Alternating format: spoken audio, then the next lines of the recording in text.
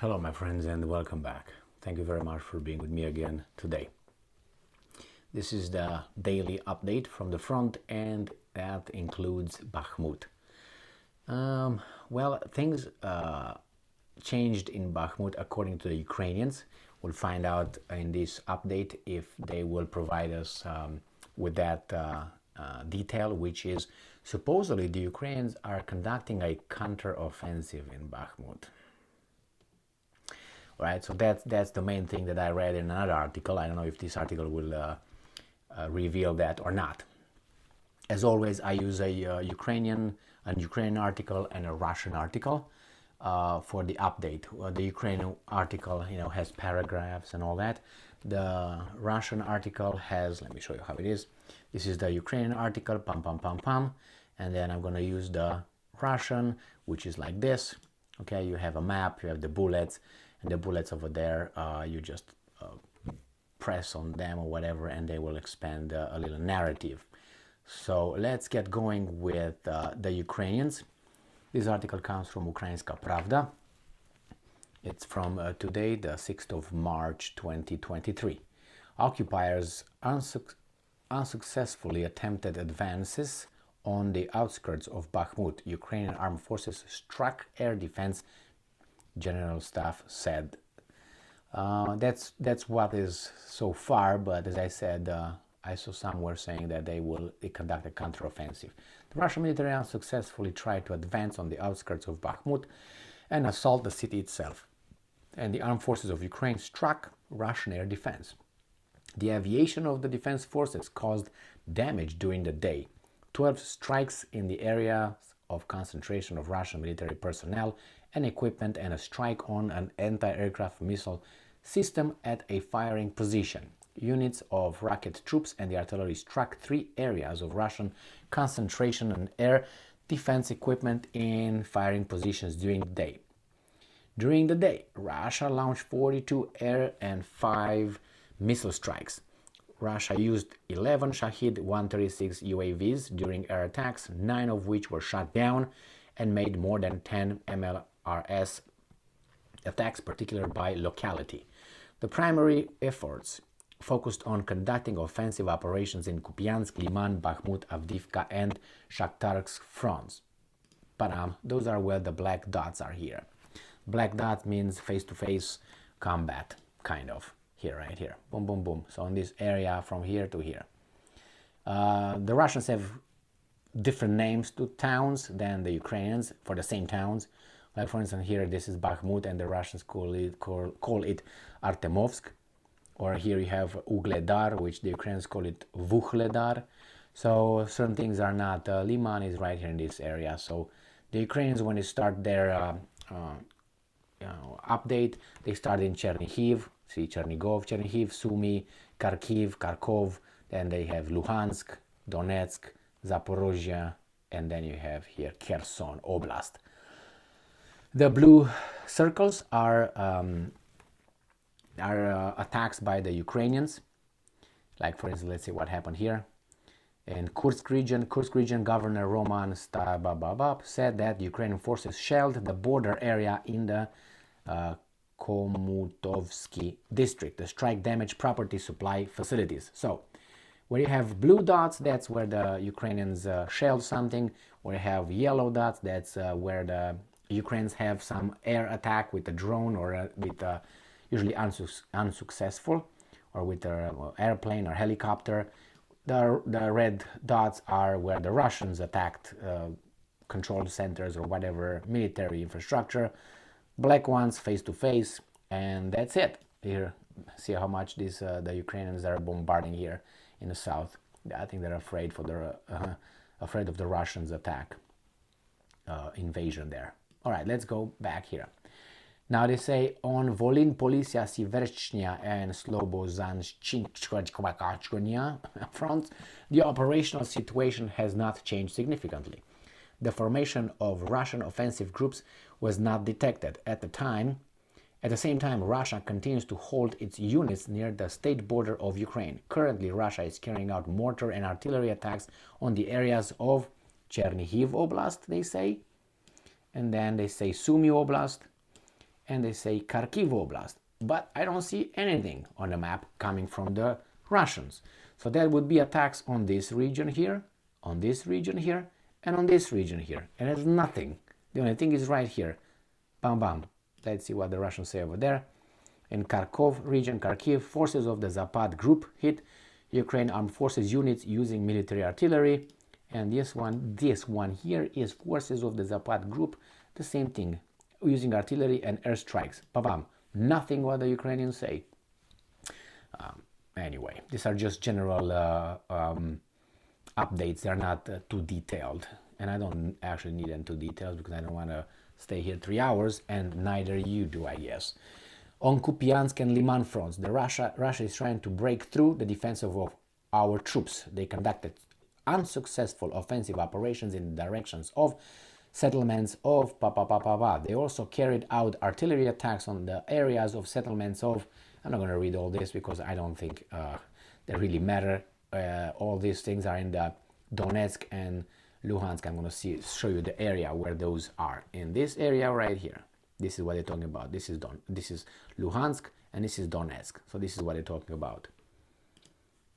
On the Bakhmut front, Bakhmut is Artemovsk. I told you this right here, Artemovsk right here. The Russians say that Russian forces have taken the city in an operational encirclement. Some 10,000 Ukraine armed forces soldiers remain there. Have taken the city in an operational encirclement. Okay, so that means they want to encircle, let's see, like this. All right, so supposedly they will encircle it here. We'll find out, right? Let's see what the Ukrainians saying. Probably nothing. On the Bakhmut front, what I just showed, regardless of losses, Russia does not stop assaulting the city of Bakhmut and its surroundings. Russia conducted an offensive in the settlements of Zaliznianske, Dobovo-Vasilivka, and Ivanivske, but it wasn't successful. Yeah, let's see if we find them over there. Nothing. You can find them here. Maybe they're just little things around here and I can go closer to them. Russia carried out artillery and mortar attacks on Shasirvar. I saw Shasirvar right here. Boom. And the Russians say Russian forces destroyed a US-made AN/TPQ-37 anti-mortar radar system. So at least that's accurate on both sides, or at least reported on both sides. Russia carried out artillery and mortar attacks on, as I said, Shasir Yar, Bakhmut, Ivanivske, Stupochny, Druzhba, Mayorsk, and New York in Donetsk Oblast. On Avdiivka and Shakhtarsk. Now, Avdiivka is called differently by these guys, I think, is Avdeevka right here.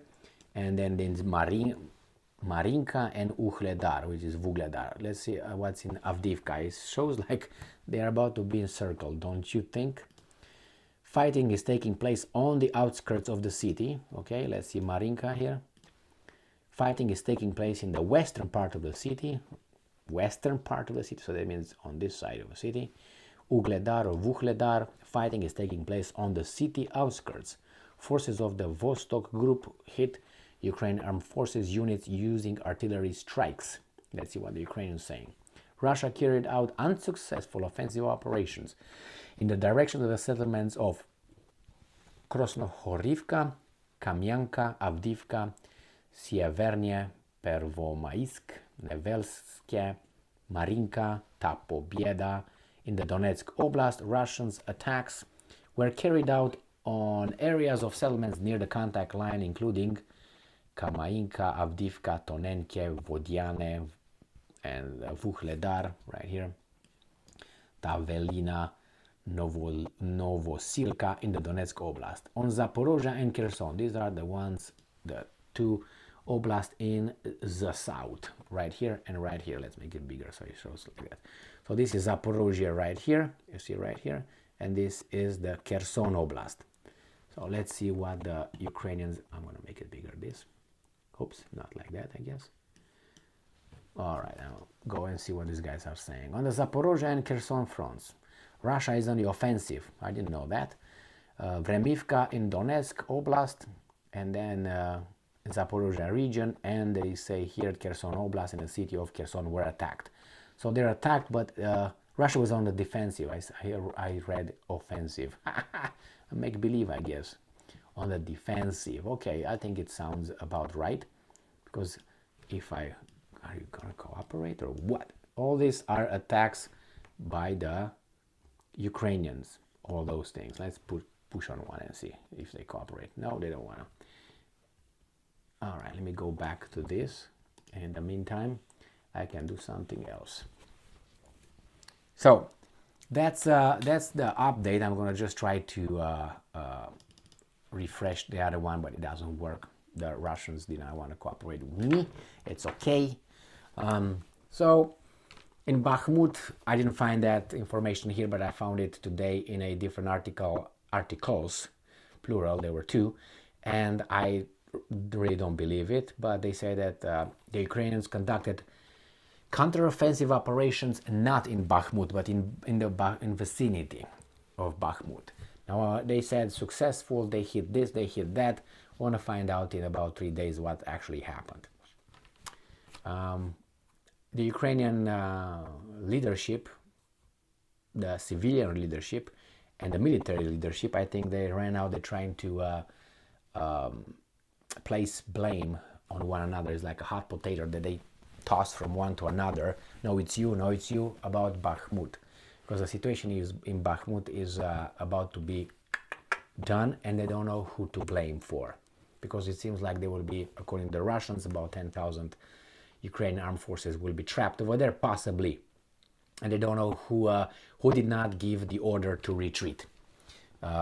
From my information, it was Zelensky who didn't, and said that the fortress will never leave it, and so on. Now they try to turn it onto Zaluzny, the military guy, the chief of staff, the military, the guy in charge, the military guy, Valery Zaluzny, general. So it's like, and the mass media plays with weasels, with civilian leadership. There's one in the pockets of the Zimbabwe from across Atlantic. And I think they want to get rid of Zaluzny. I think Zaluzny is already is on his way out, unless Zaluzny is gonna not do something that's gonna just take care of this guy. Say I'm the new guy here, and you deal with me if you want to deal. Telling the bosses, and if the bosses have something to say, then they say, okay, I'm gonna just go and negotiate with the Russians, and we'll find the solutions. And you. So the same thing as probably these guys did, the Ukrainians did in up to mid-March 2022, when they lost and say, oh, we're gonna go and negotiate unless you give everything we ask. And so this guy said, yes, okay, no more negotiation. I think that's what happened. They said, well, it was like a blackmail. You jump in with everything, or we're just going to go in and say, okay, that's it.